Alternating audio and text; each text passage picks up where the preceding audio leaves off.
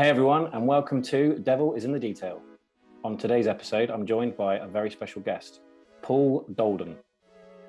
Today we're talking to Paul about detailing cars. So let's pick his brain and see what we can learn. Paul, welcome to the show.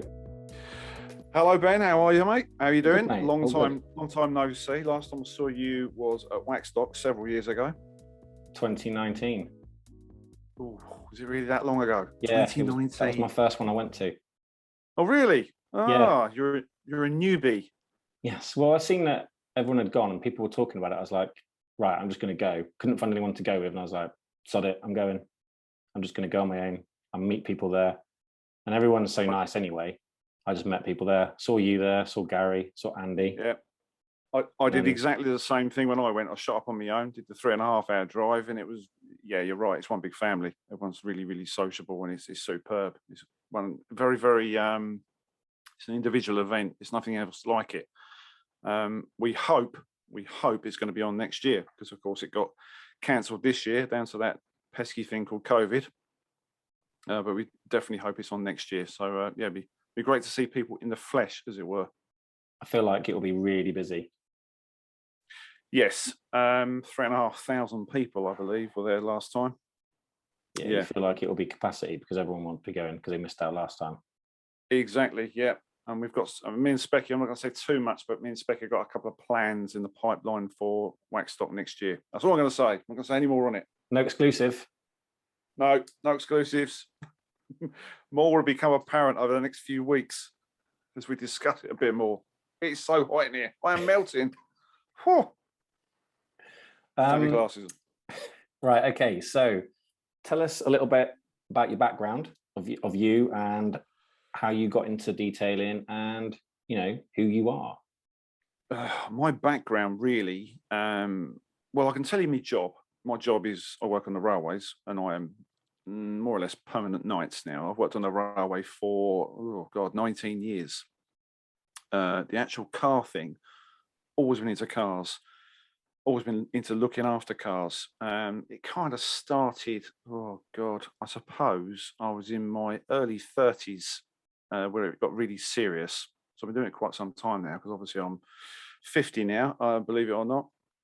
And a friend of mine was doing it and he said, you really got to get into this. This is something else. And I said, what are you talking about? And he said, look, take a look at this. I think I started doing clay barring and all that sort of stuff. Picked up a machine polisher, a rotary, started teaching myself, and it sort of went from there. And without going into too much detail, because that'll probably come later on, when we start talking about reviews, I then got into social media, and then it kind of just went, I don't know, it just took off. It took off, and it was a gradual build up to where we are now, to be honest with you. But it was literally a friend, Boyd Reese, BR Car Detailing, got me into it, and I just found it really, really, I don't know, it was something completely new. It was something that I could get into, and I found it relaxing and all cathartic. The method, it was just great for mental health, as we all know, and it kind of grew and grew and grew to the present day at the moment. So I'm not actually a professional detailer, which people think I'm part-time or semi-professional, but I'm not. I'm a driveway enthusiast, hobbyist, passionate person. You're an extreme weekend warrior. That is a good one. I like that. I might use that on a t-shirt. Use as a hashtag. You can have that one. I'll give that to you for free. Brilliant. So obviously you're into YouTube. Yes. As we know, you've now got almost 20,000 subscribers. So well done. That's amazing. Thank you. Yeah, almost. You'll get there after this video. So you're like your tag, like everyone has a different tag. They'll have a jazzy name, they'll have something clever, and you have your name. When you started to do all of your social media and your YouTube, did you think, I need to come up with a name? What can I have? What can I have? What's going to stand me out from other people? Well, I'd love to have a really good story about that, but the simple fact of it is it was easy. It was easy and snappy because my name's not very common. It's actually Swiss. My name is, I think there's only about 3 or 4 that I've ever heard of. One of them is a composer, which I'm clearly not. So if you type my name in Google, put Paul Dolden in Google, then there is a recording artist that comes up with something to do with classical music. Then there's me, and that's it. So there's not many of us around. And it was just an easy, snappy thing to do.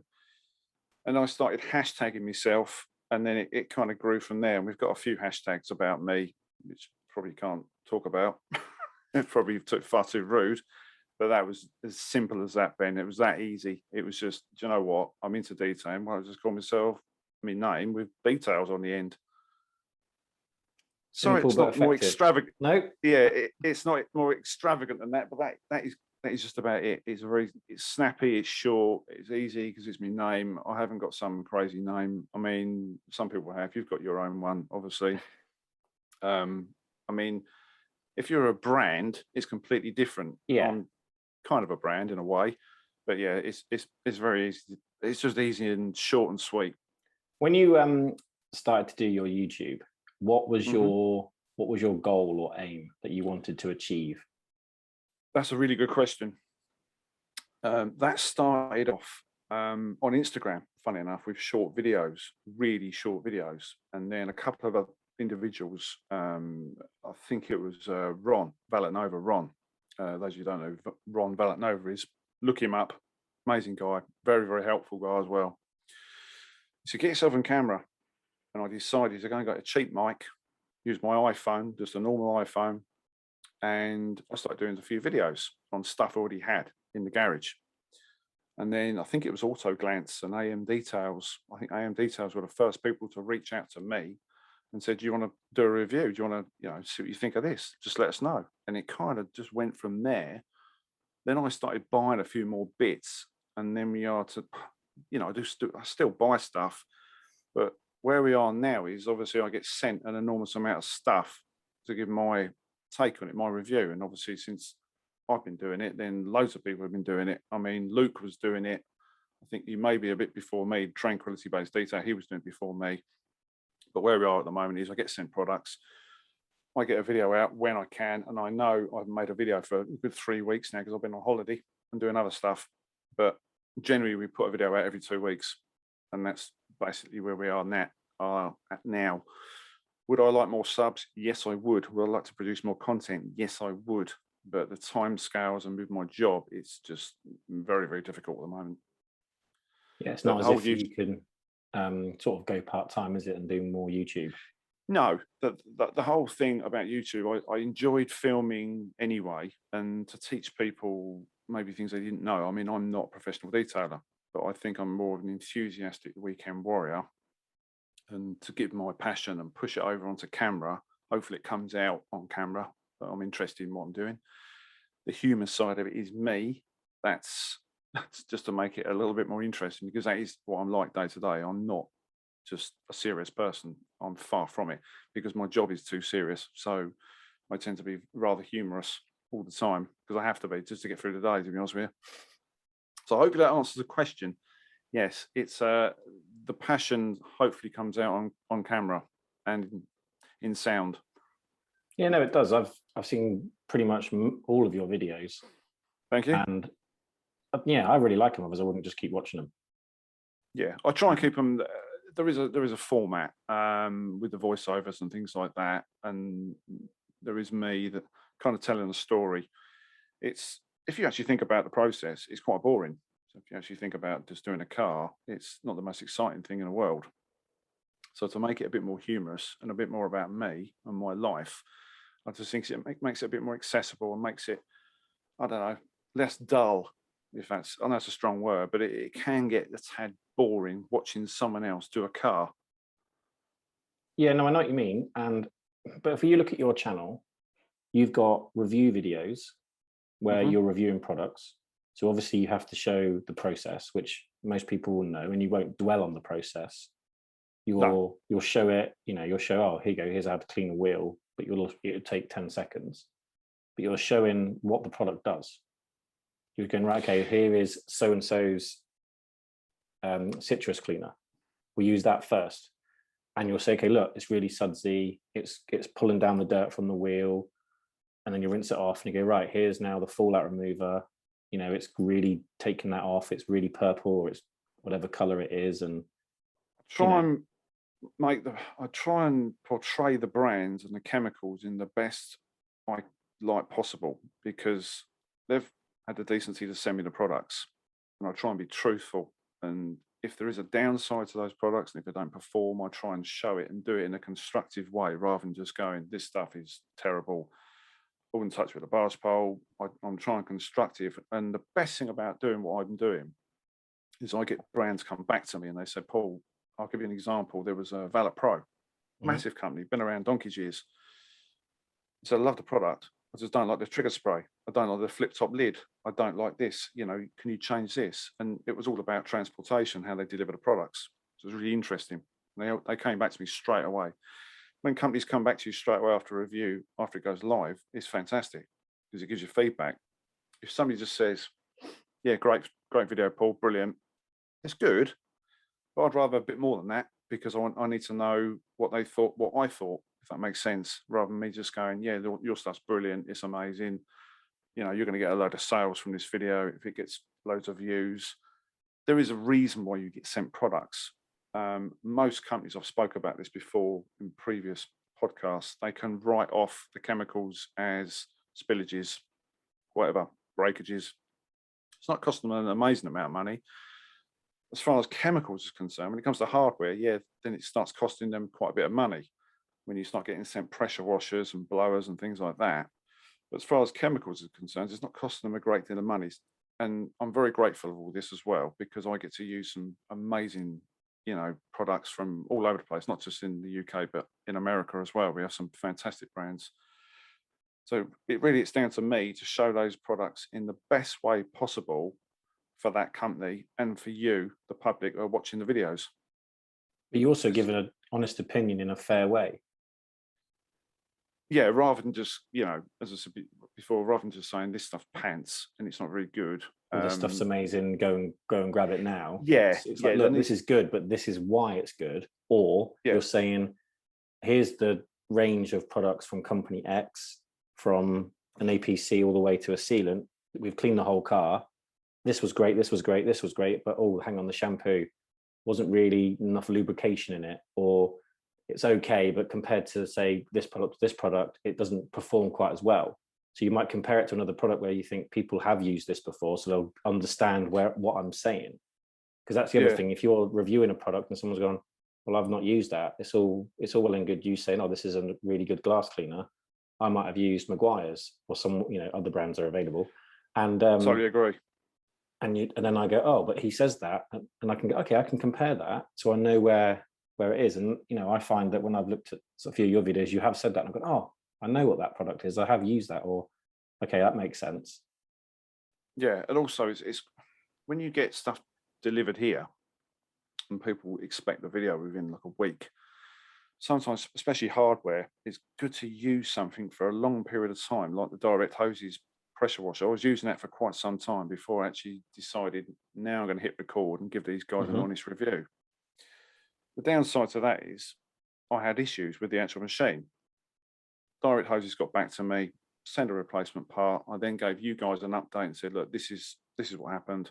Machine's fine. Touch wood, the machine's been fine ever since."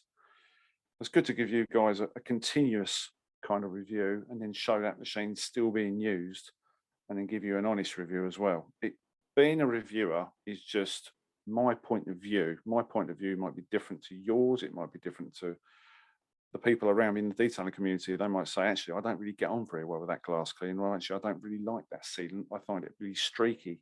Maybe I'm doing something wrong." And it is, the community is amazing. We know this. It's fantastic. Get people send you messages from all over the world saying, the age-old question is, what's the best? There is no best. There is no the best. What I find to be better than this one might might be a difference of opinion. Say you might use something like a shampoo, and I'll say, "Well, I prefer this." Amber Car Care was on the podcast. Big shout out to my friend, my brother from another mother, Mr. Specky McSporran. And Amber was saying what she uses, and it might surprise people what she uses, and it was from a smaller brand. She found that the smaller brand worked for her. Excuse me, I shut that sun out my eyes, glare. we've got to remember that 90% application, 10% product at the end of the day with products, unfortunately. But it's also how I shock people. Well, yeah, but you're right, but it's your environment as well, because if you take America, it's such a big country and you've got different climates. That's better. You're and it's similar, I suppose, a little bit in this country to a point, but you've got to find a product that works for you in your environment on your car. Yes, that's the thing. So, like you said, most products, say 60% of the products will be pretty much all the same throughout people's experiences, but then certain products will differ because they might not suit humid climates, or they might not suit cold climates or warm climates, and hard and soft water and then make the water a big difference comes as well. Yeah, exactly. Lots of places like London's quite hard. You've got Cornwall, that's quite soft. I don't know what it's like in Scotland. Never been. What does Specky say? I think it's quite it's soft, but it's a damn sight softer than what it is down here, because down here it's like granite. It's awful. I think they just get it from just comes from the sea. But that's the other thing, and that plays a part with the products, and that can affect them in different ways. Yeah, it does. It can play a huge part on what people don't realise, is especially with shampoos. Shampoos with soft water, you don't need to use so much, because these soft water provides you with an amazing amount of foam and suds. We've just come back from Wales, and you go in the shower and you use a bar of soap, and it takes you about 2 hours to get all the suds off you, because the water is that soft. It's incredible. They don't suffer from scaling up of their kettles. So if you're in Wales or in Scotland, you're never going to have a failed machine through hard water, so you don't need a water softener. There's all these bonuses from living in different places of the country. Down here, down south Essex, down the coast, where I am, the water is just awful. It's the worst thing ever. So I have to bear in mind, if I'm washing the car in the sun, shade, preferably in the shade, I'm going to get hellish watermarks, which then I have to use lime scale removers. So I have to reach for the Koch Chemi all the time, because it leaves marks all over the car. Then that impedes in filming, yada, yada, yada. So that's a whole new subject, that is. But that's what detailing is all about. Oh yeah, definitely. Yeah, it's I say it's 90% application, 10% product. A lot of people will get product out of the box, and I might say it's fantastic, and then they'll just say, disagree with you, Paul, didn't go on with it, don't like it. And that's a matter of opinion. That's why we do what we do. So on your YouTube channel, you're mainly doing reviews. That's what you are, a reviewer. Yep. But then there are the odd how-to videos where you've sort of shown someone a process, and as you've said, contrary to belief, you're not a professional. You're an extreme weekend warrior. But obviously, you know the basics to a really good level. And you've done that nice video where I think it was your Metro, you took it into someone's unit or garage, didn't you? And completely machine polished the whole thing. Yeah, and that's been done again several times. It was done just before we went to Wales, but I didn't film it because I was under time constraints. I wish I had it done, to be honest with you, because it looks amazing. Until someone scratched it the other day, which I've got to tackle, which I can get out. But yeah, I'm self-taught, believe it or not. And yeah, I do watch Larry Casella's videos, Drive Clean channel, and pick up tips like most people do. Fantastic channel. I watch amazing guy. What studio? Oh yeah, that's a dream garage. Well, dream studio. I do pick up certain things, but then I'm self-taught. I kind of learned the hard way. I have damaged my own car with a rotary just by being stupid, not burning through the paint, but just catching it on silly things. And by making mistakes, you do learn. You learn the hard way. Obviously, don't do this on anyone else's car, by the way. Trying to do it on a works vehicle is even easier. But yeah, the more you do it, the more you experiment with different ways and different procedures, the better you will become. And just take your time, enjoy the process. That's what I would say to people. Do you like having that mix on your channel of reviews as well as sort of, how-to type videos? And looking at your channel, I know you've got like you said, you've always got a back catalogue of things you need to film because you get sent so many different products, and your garage is like Aladdin's cave.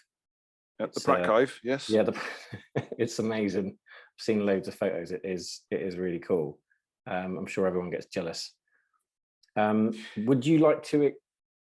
I know time is a constraint for you, but would you like to expand the channel and do other things with it? And if you were able to do it, what would you like to do? I've been offered to go to different premises and visit brands and go to different detailers in Bays. Alan up at AM Details. We spoke ages ago. You know, the guy's super, super busy. I'm really busy about going out there and doing some training. And I'd like to get some proper training under my belt and then film it. That's one thing I'd like to do. The logistics of this are quite difficult because I work a lot of weekends, and he lives way up in the top of. He's like 4 hours past Glasgow. He's miles up in the very top of Scotland. So logistics are quite difficult. The actual channel, I don't really want to change the format so much. I would love to produce more videos. I would love to, because I do love doing it. The problem is with my job being so full on, and since COVID, it's even more so. I just don't get the time, and the weather in this country is just so awful. Hit and miss. It's very hit and miss. So, regards to changing the channel, I don't think I'd want to change it. I would like to do some collabs. John Forensic, John, I'd love to go down to Bognor Regis and shoot a video with him. Gary Pro D, yeah, Alan, I'd like to shoot a video with him. There's lots of people. Specky, obviously, who want to see me in Specky recording, because we're just the two Ronnies of the detailing world. See Vicky. Yeah, that'd be nice. Yeah, although there is a bit of a height difference, and I look like a dad probably. As far as changing the channel is concerned, I wouldn't want to change it. Grow it, definitely. Yeah, expand the range. Oh, definitely, because it can get a bit eat, sleep, and repeat. And I don't want to be that guy that's, it's another 4-bottle review. It's another snow foam review. It's another wax video, because people will start switching off and they will get bored. And that's for me one of the things why I've started doing these interviews. Yeah, just to add another layer to the videos that I can put out. Well, you don't always get the chance, and it's quite difficult. And we've been planning this for quite some time. It's quite difficult to hook up with people. I know I've done one of these with Mike. You know, he's in the States. Mike's auto detailing, and it was like, I don't know, 6 o'clock in the morning and 2:30 in the afternoon in the UK. It's very difficult to get the logistics all sorted out. People don't realise. They just think because you're on social media, we're all like there, a touch of a button, and we can just go, "Yep, we're here."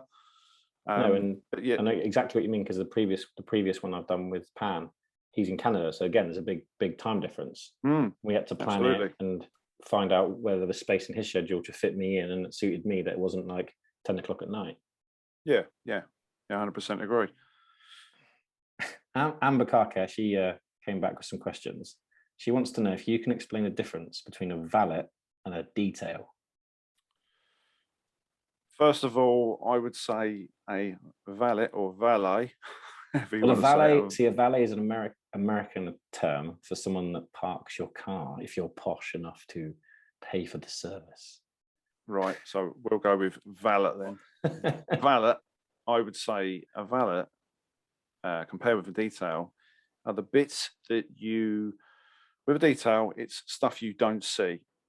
Door shuts, boot shuts, bonnet shuts, engine bays, and then as soon as you pick a machine polisher up, then it's decontamination. Then I would say that is a detail. But when I do cars, I still take tar spots off. I still do exhaust tips. I still do door shuts. I think the basics of it is as soon as you pick a machine polisher up and you start the decontamination process, then it becomes a detail. I'll keep it nice and short. That's my personal point of view anyway. It does for me anyway.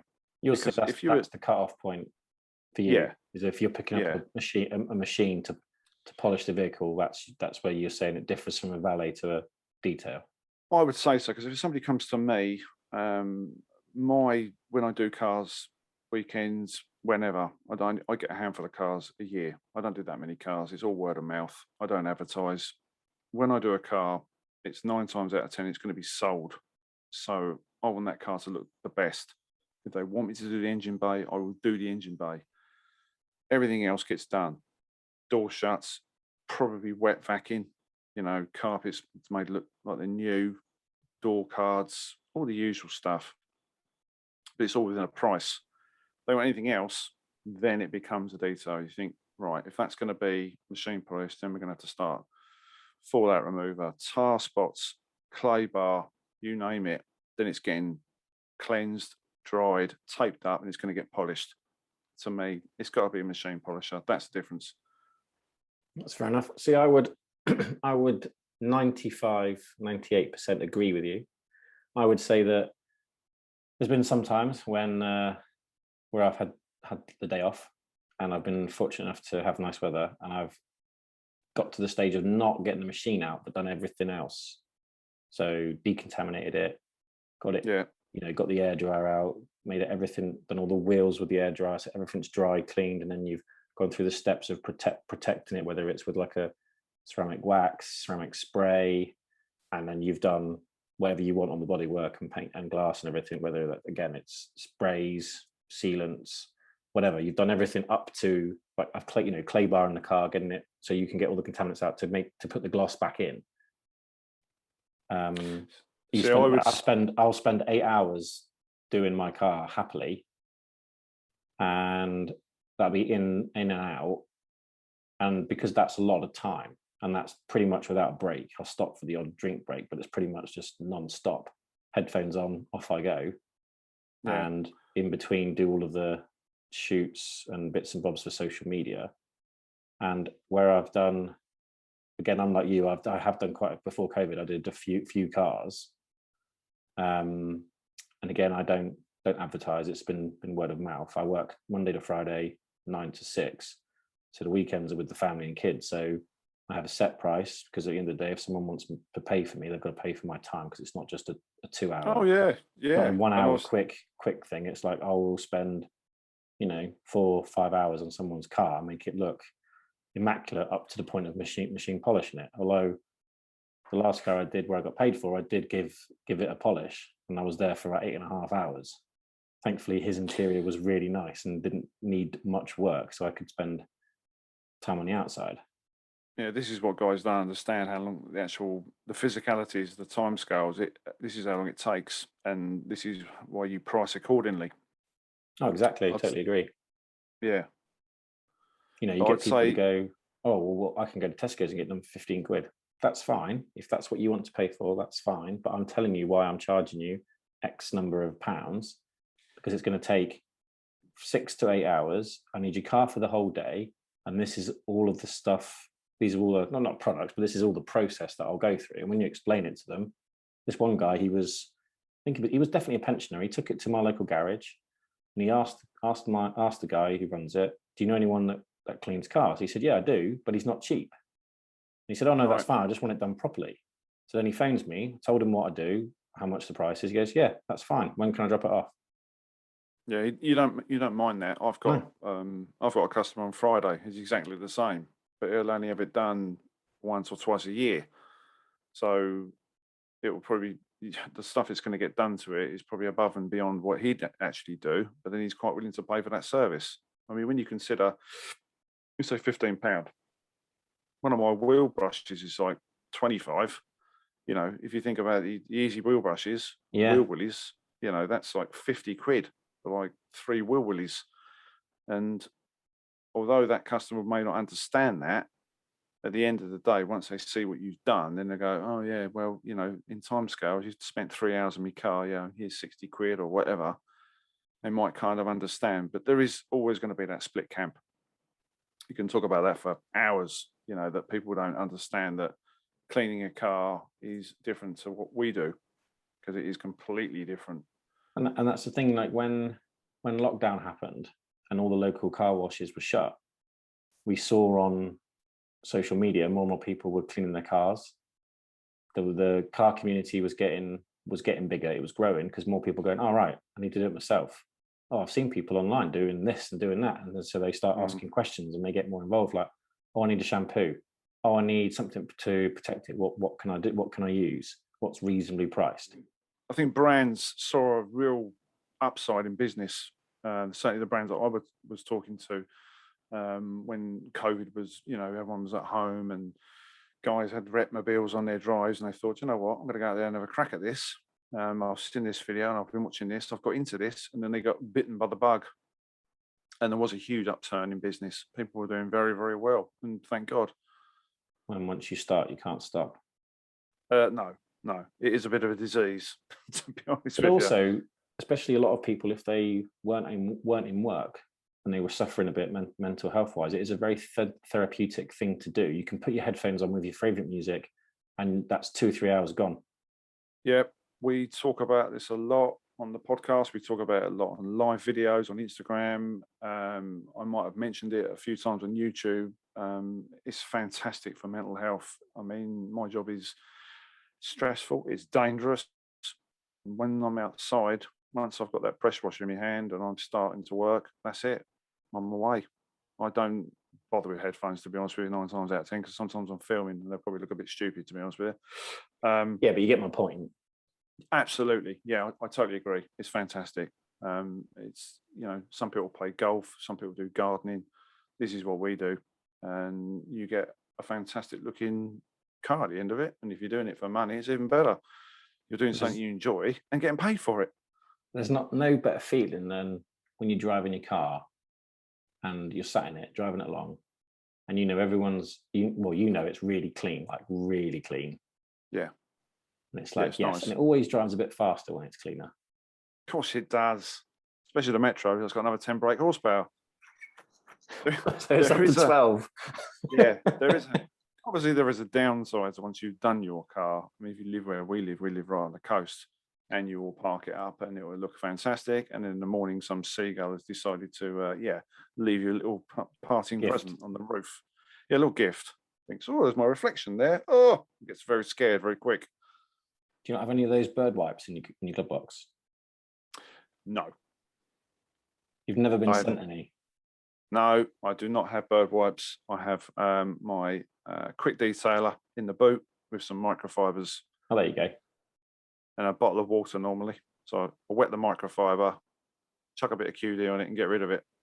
And it can be quite stubborn as well. It's not nice stuff. Don't leave it on there long, kids. It's not good.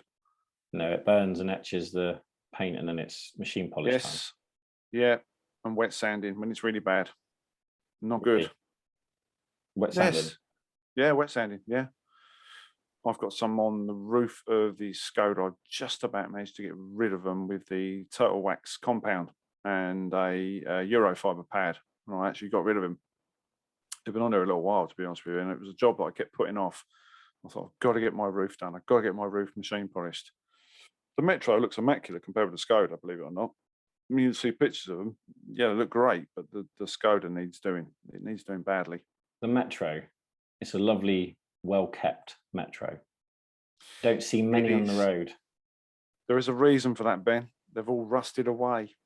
I was listening to some of your podcasts today. I didn't get through all of it, and because I listen to it when I'm working. If I'm when I'm not on calls and things, it's quite nice to listen to that and then a bit of music or whatever. And Specky mentioned it, and it always brings back the scene. I can't remember which Schwarzenegger film it is, where he gets in the car, he can't fit in. He has to rip the front seat out and sit on the back to fit in. And Specky always says that about you in the Metro. And I think, well, I've met Paul. I'm 6'4". Paul's taller than me. How does he fit in a Metro? Does he have the sunroof open and head above it? Like, how does that go all the way back? It's not comfortable, but I did drive that 5.5 hours right up to North Wales to Snowdonia, Snowdonia National Park. We left at 4 o'clock in the morning, and me, my wife, and our dog, and it wasn't pleasurable, but it was interesting. And they make a lot of noise when you start changing gear. It's only got 1100cc engine. It's 64 brake horsepower on a good day. But I look at it like this. Years ago, people had these cars and they didn't go, oh, I can't go and do that journey because that journey's too far away.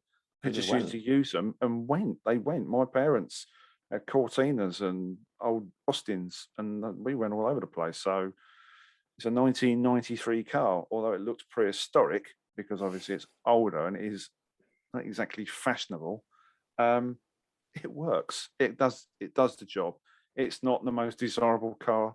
It's not my idea of a classic. If I had 35 grand, I'd have a Mark 1 RS 2000 obviously on the drive. I haven't got 30 odd grand at the moment, so it will do. You don't see the Metros on the old Max Power magazines, do you? No, you might say a 6R4 on the front of Auto Sport or Motorsport, and but you won't see it. No, you definitely won't see one of those. No, they're way more. They're the most unfashionable, ugly-looking thing you've ever seen in your life. But it's funny enough, people do love it. They love seeing it on the channel for some reason. They just love that car. Well, it's just quirky. It's got a little bit of character to it, and it's the underdog band. yeah. And in Britain, we always love an underdog. Oh yeah, or just a wreck. No, it's done 31,000 from new. It's got some rust coming through underneath on the seals, which have got to be dealt with. But on the whole, touch wood, it's not a bad little car. My wife loves it. Out of all the videos that you filmed, Mm-hmm. which one has been the most enjoyable? Obviously, you might have two or three that you feel the same, but what one comes to mind, which is the most enjoyable to film? There's two. I've got a friend called Sean, and if you look back at the turtle wax video, which has got probably the most views, it's the sprayable sealant one. He's got a green Mini. It was a track day car, and that was the most fun because I was there early in the morning, and all we did was laugh all day. There's no sound on the camera because I put music over it, so it didn't matter if we were talking and swearing and ripping the hell out of people. It was just fun, and I made loads of cock ups. He pointed them out, and it was just a great day. The other one was the Land Rover one, and that was my son's boss, and that was his car, which he goes shooting in, and that was absolute tip. If you watch the first shots of the camera panning across the boot liner, that was full of duck food and poo and all sorts. It was the most rewarding one to film, and that's the two I really love. It's not the machine polishing ones, it's not the ones with the fancy bits of kit, it's the ones which are the biggest turnaround for me and the most fun to film, to be honest with you. It can get a little bit lonely when you're filming because you are just out there with a camera, moving the camera around and then doing something. You're kind of talking to yourself half the time. I mean, most of my neighbours have got used to it. They just, oh yeah, he's filming again today. What are you filming? I'll tell them, and they go, oh, that's interesting. And I chat to them about it, and then off they go. And then the postman will come along, and I'll stop record. I'll start talking to the postman. He'll ask me what I'm doing, and they just carry on again because I've been doing that long. People are used to it. It's normal down this road to see some 6'4.5" bloke with a camera walking around, towering over a metro with a couple of buckets. It's quite normal. But your neighbours must love it, though. They go, "Oh, here he is! Look, looking out the window. Here he is again. Look, he's got his buckets out." My new neighbour has already offered me to do well. He said, if you want to work on my car, please do. He said you can. He's got two Seat FRs, I think. He's got a Leon and Ibiza, I believe, and he wants me to do those cars. So they're going to be coming to the channel hopefully in the next month. So you will see them. So that'd be interesting, and they might be enjoyable to do because I don't think they've ever been washed. I don't think they've ever been touched. But it's the ones that are the biggest turnaround that are the great ones to do. So what's been one of your worst ones to film, or worst experience while filming? Because sometimes when you're trying to do something on film, something might not work. The camera, equipment, you might have problems with the pressure washer, or the product's not doing what it's supposed to do, and it's just like, oh, why did I bother? There are those days where you think this wasn't the right frame of mind. I go out there sometimes and I think, I really want to do it, but I want to get the job done, and I don't want to keep moving this camera everywhere and changing batteries. And since then, I've got a power pack, so I don't have to change batteries so often. It's just a case of focusing, hit record. The worst one was a Mini interior video, and I ached for days because I was clambering inside the Mini trying to get the camera set up, as well as actually clean the car. I was in a bit of a steamer as well because there was some chewing gum stuck to the floor and I had to get rid of that. Did I get the shot? Did I, was it in focus? And I got home and it took 6 hours to do an interior video in a Mini. So the views weren't that great after all. So I was a bit disappointed. So yeah, that was probably the worst one. I'm not keen on doing interior videos. I've said this on loads of different live videos that they're just awful things to shoot. Is it just And not because obviously you can't rip half the car off and have the access to shoot it? Obviously, doing interior is straightforward, but it's getting the camera in and getting, unless someone else is recording it for you, it is and I'm look at me, I'm not exactly small. I'm 17 stone of nearly 6'5", bald mess. And as soon as I go near a camera, it focuses on my back, so you don't see the car. So I have to come in from the other side, reach across the seats, drag myself over the console, and then go in the floor, and then hopefully get the shot. And sometimes you get it, sometimes you don't. And then you look back on all the footage and you think, but that was a waste of time. So yeah, I'm not keen on doing those. Anything else but interiors. I haven't done an interior video yet. I've got a few ideas. I've just done the exterior. Again, it's like you said, it's easier to film. Move the cap. You get your shot. You stop recording. You carry on doing what you need to do with the rest of the car. You move the camera, do your shot, do the bit, and then just keep going. Yeah. I would love to have someone to record it for me, like just to make it so much easier. Do you know what? I was asked this question a while ago. Somebody messaged me via Instagram and they said, I've noticed you've got a YouTube channel.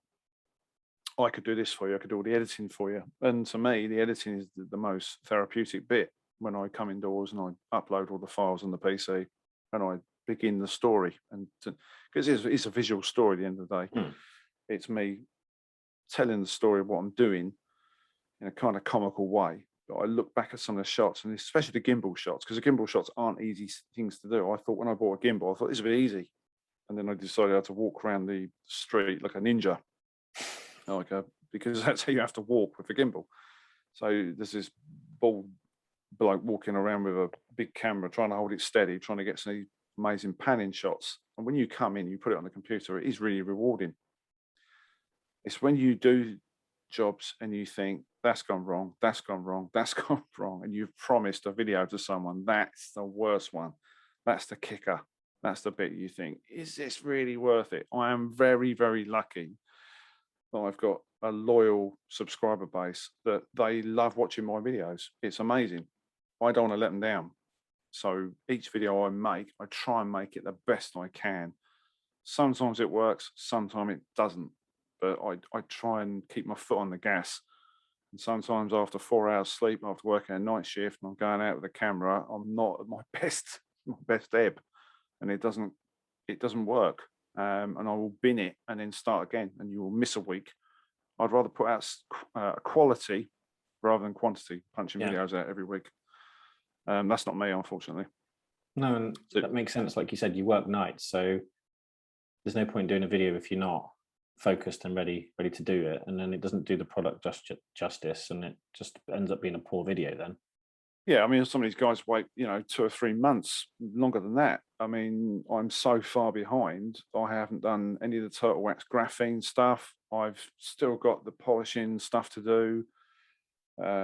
That's down to one of the cars not being here, the Suzuki Swift, which is my son's daily. Although he is based locally to me, I can't get the car here and for 2 days because he uses it. The BMW, he's his Sunday car. His little lovely car, by the way. Yes, it is, and that's the one I was following all the way up to Wales, because that went to Wales as well. That was the whole idea. It was a bit of a classic car run. Think of worse cars to follow. Yes. Although it is running a little bit rich at the moment, so you are choking on super unleaded half the time. It's noisy as well. It's got a single box exhaust system, which is 2 stainless steel pipes coming out of a 2.8 litre 6-pot engine, which is quite noisy, especially up hills when he boots it and leaves you in the dust. With your 12 bhp Metro. Yes. highly embarrassing. But at least he had all the beer in the back of his car because I offloaded it as soon as we got to the first services because the front end of the Metro was a little bit squiffy, a little bit light. So I've got another question for you. Ooh. What is your best Lidl/Audi purchase? I'm assuming it's regarding detailing products. I don't know if it's an in joke. I don't know, but this is from Amber again. This is is this to do with detailing products or actual just general purpose? I don't know. She didn't say, so I'm going to assume it's for detailing. I haven't got anything from Audi, to be honest with you, to do with detailing. Got plenty of beer though. I do buy my beer from Aldi's. That might have answered the question. There's normally vanilla stout is my tipple. Fair enough. She did also ask what's better, a Metro or a BMW. That's hard, BMW. Oh, there's nothing to that. No pause, no thought. Answer straight away. It's a lovely car to drive. It's fantastic. It's an automatic. There is going to be a manual conversion and a bigger engine going in it, believe it or not, which may happen this year. It's going to get some more power. I'm not saying any more than that because it'll spoil it. Is that going to be on the channel? Could be. Yeah, it could be. Yeah. See, something different to add to the content. Well, I have done videos with me and my son in the car. When I first started doing YouTube, I thought I was going to mix it up a lot more. And I thought I was going to do a few, get some owners coming in with their cars and kind of be semi-car reviewer part detailer. But I thought I've either got to concentrate on one thing or the other. And I have done a few videos like that, different videos, little vlogs. And I think I was just punching videos out for the sake of it. And then I decided to concentrate what I was probably better at and stick to it. If you're going to have a YouTube channel, find a subject, stick to it, and just do it. But you have to want to do it. If you don't want to do it, don't do it because it is 100% commitment. I've lost days through doing YouTube. Honestly, it's full on. Good fun though. Oh, amazing fun. I love the editing. That's my favorite bit. Yeah. And we are lucky, Ben, surrounded by some amazing people in the industry, amazing brands, amazing individuals like yourself, big supporters of me, supporters of the Instagram, supporters of what I do, and people all around us. We're very lucky boys. No, the car community has been great. Like for me, I started, I'm trying to think now, it must be 7-8 years ago, something like that.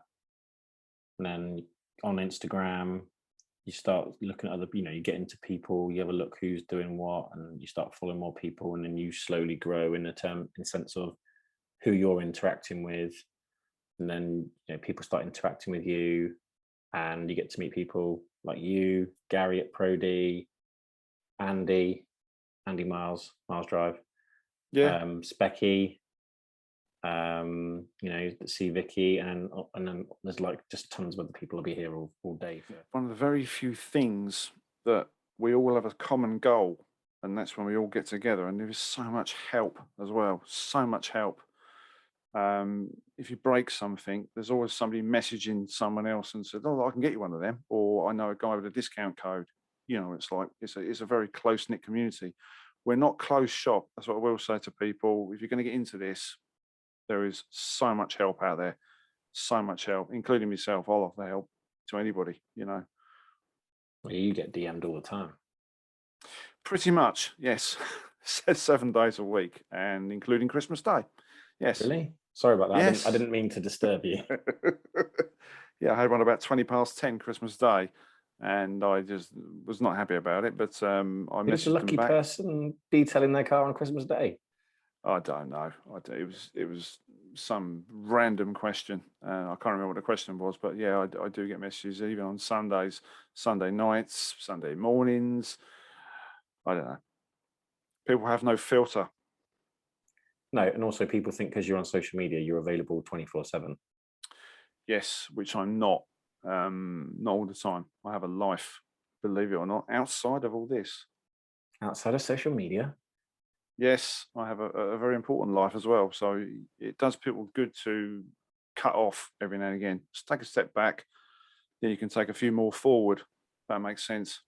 No, and it's right. And like you said, with things like social media, YouTube, and everything, it's all about the quality of what you're putting out rather than, oh, I've got to put something out every day.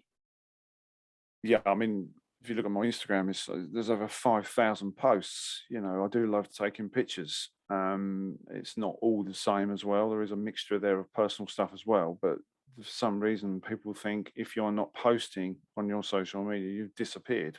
You're not available, or you've quit for some unknown reason. Very strange. It's It's hard nothing though to do with it. to post something every day. Yeah, but Or there are people that do it because they feel they have to. I don't feel I have to. In the early days when I was growing the page, I would literally post everything, the wheels, the lot. If I was doing a car, go for every single stage, and I don't really feel that's necessary now. Yes, I post thumbnails to release videos and that sort of thing, and the podcast as well, which we're going to be doing more of. Hopefully, you're going to see a bit more interaction with that to keep people fed. But I don't feel the need that I have to keep doing it to impress people. I'm very lucky to have some amazing people around me, so I don't really feel I have to keep doing it. And it can get boring, to be honest with you. Keep seeing me pop up every now and again.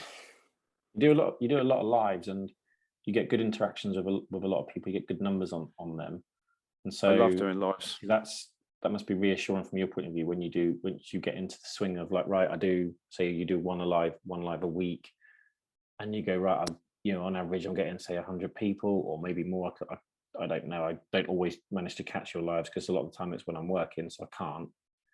And it must be reassuring because I want to do a live, but I am worried that if you put something out there and go, right, I'm going to go live on Saturday at this time, join me, and then people get busy, which everyone is entitled to be busy, and you just sat there on your own or with two other people, and it's like, oh, okay, that didn't quite pan out. Well, it can happen. I've seen it happen with people which are very well respected within the industry and individuals, and there are 25, 30 people would join, and then all of a sudden they're down to 15. People are busy. So people get up, they go and make a drink, get a cup of tea, go and get another gin and tonic, whatever they're doing on a Saturday night. Telly's so awful these days. You're probably going to see more and more people interact with lives anyway, because it's better than watching telly. It's damn sight more entertaining. The only downside to me doing lives, if I'm off that particular weekend, is if I've got a drink in my hand, it becomes, shall we say, less filtered. X-rated. And yes, and it can become very top shelf very, very quick. Some people find that highly amusing, but some people might not find that very funny. No, they I might am, tune in and tune off. yeah, I am known as the Sid James of the lives. Now, for anyone who's under the age of 30, Sid James was from the Carry On movies. Yeah, Carry On movies. Yeah. That's 70s, 60s humour rather nonsense. Humor. Yeah, slapstick. Yeah, rude and crude. I try and keep them topical as well. No, they are good, and a lot of the time you're just you're talking about what brands, what's coming up, what you've got in the prep cave. Yeah, and to keep people's imagination fed as well, and to keep it topical. It's good for the brands as well. It's good for the community. You can do it too much. I've done, I think at one week, I think I was doing a live every day at one point, and it just becomes laborious because you're just telling people the same thing. And the worst thing about doing a live is you'll tell someone something that you're going to be doing the day after, and then the rain will come and you won't be doing it, or something else will happen and you've got to go to work. So people will say, well, hang on, you just told that in your live that you were doing this. Yeah, but life changes. Yeah, life does change. Yeah, that's the beauty about doing a live as well. And you can get the questions fired at you, and whether they be relevant or not, they're quite funny. Don't have to be car related either, or detailing related. No, that's fine. Yeah, but most of it is, from what I've seen anyway, from my experience. You've also got. I have one thing in common with my dear friend Specky. We both love talking, probably too much, and that's probably why we get on so well, because we don't stop talking. I have several people within the industry that are the same as me. They love to gas. So it's a great way of interacting with people and just being a bit more, I don't know, human. That's the best way I can describe it. I'm just working on the garage at the minute, and once it's finished, then I'm going to start doing some lives from there, because then I'll have a nice backdrop to do them from. Or you can get like this and have a clothes rail and a wardrobe, which is highly topical. I wish you every success with that, mate. That'd be good. Oh, appreciate nice. it. It's getting there. It's getting there. It just needs like a lick of paint now and a few lights putting up, but I'm getting there slowly but surely. Yeah, nice little project to work on. I like it. That's my summer project. Mine's just being rearranged again with some different shelving. And then just before we went away, I managed to break the garage door, which is that's helpful. No, it's not. So it can still lock it all up, which is good. But yeah, we need some spares. That is like Trigger's broom, that garage door. Well, you've replaced the brush 50 times and the hand with everything's been replaced from that blooming door, and it's finally given up the ghost. And it happened just before we went away. I was not happy. For anyone too young, I highly recommend you go onto YouTube and just watch that clip of Trigger in the calf with his broom and his certificate. Yeah, that's me. So just before we sort of wrap things up, is there anything else you want to say about your experiences that you've had over all these years of doing what you've been doing that you would want to pass on to people? If anyone wants to get into this, do it. Just do it, because it's beneficial not only to people around you, it's financially beneficial. It can be. It's certainly beneficial for mental health. If during lockdown you've been out of work, I know companies that have started up over this last two years. Keep doing what you're doing, and we live in a fantastic country, and we have some amazing brands and some amazing people around us. Just support them the best you can, because we have had some tough times in the last few months. I know there's a lot of businesses that were here last year and may not be here next year, may not be here in the next 6 months. So just keep supporting the UK detailing scene, the UK valeting scene, and get your buckets, get your pressure washer, and go out there and do it. If you want to get into machine polishing, watch some videos, teach yourself. Don't be afraid to go and learn it, and just who knows where you might be in the next few months or next couple of years. That's about it, I think. Well, I think on that note, we'll wrap this up. We want to thank you so much for coming on the channel. Thank you, Ben. Thank you. Wish you success. It's been difficult to get you on. You're a very busy man. Your agent also asked for too much money. Had to negotiate. Specky's a hard man to deal with. He is. He's also very tight, and he's Scottish. No, thank you, Ben. I wish you every success with the channel as well. And it's been a real pleasure to talk to you. Thank you. If you're not following Paul, I highly suggest you follow him. I'll put up his links to his Instagram, YouTube. Thank you. Yes. If you're that unfortunate enough to stumble across me on YouTube, subscribe at your peril. Yeah, and also make sure you click the thumbs up and leave a lovely comment. Paul reads all the comments and gets back to everyone. I do, good or bad. Just be nice. Hashtag be nice. And on that note, I just want to say thank you everyone for watching, and take care. Goodbye. Thank you.